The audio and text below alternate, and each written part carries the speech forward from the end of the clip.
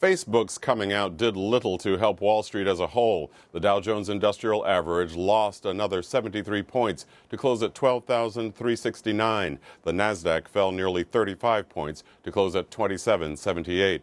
For the week, the Dow lost 3.5%. The Nasdaq fell more than 5%. Leaders of the world's largest economies began gathering at Camp David in Maryland today for the Group of Eight summit.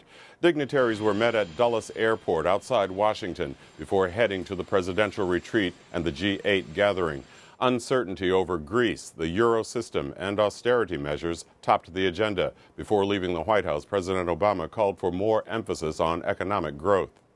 And we're looking forward to a fruitful discussion later this evening and tomorrow with the other G8 leaders about how we can manage a responsible approach to fiscal consolidation that is coupled with a strong growth agenda. The G8 summit winds up tomorrow night. From there, most of the leaders will head to Chicago for a larger NATO summit.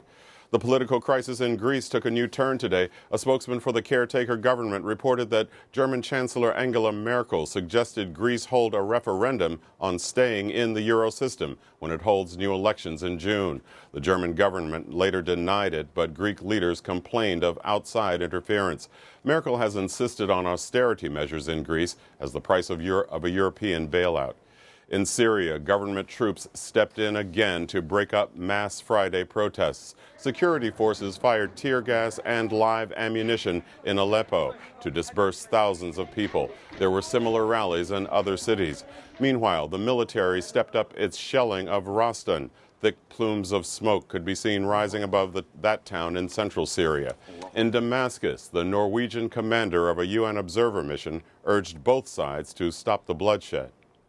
No volume of observers can achieve a progressive drop and a permanent end to the violence.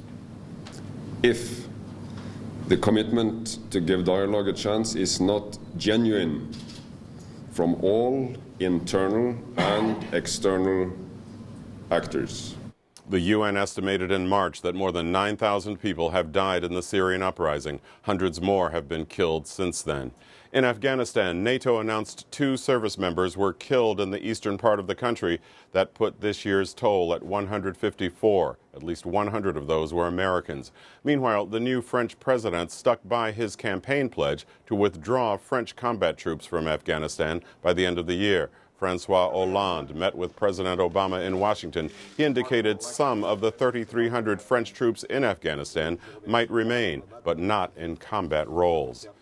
The House passed a defense budget today worth $642 billion, defying a veto threat from President Obama. By adding $8 billion in spending, the bill violates the deficit-cutting deal the president and congressional Republicans agreed to last summer. Lawmakers also supported the administration's ability to detain terror suspects indefinitely without charge. That includes Americans captured on U.S. soil. Those are some of the day's major stories.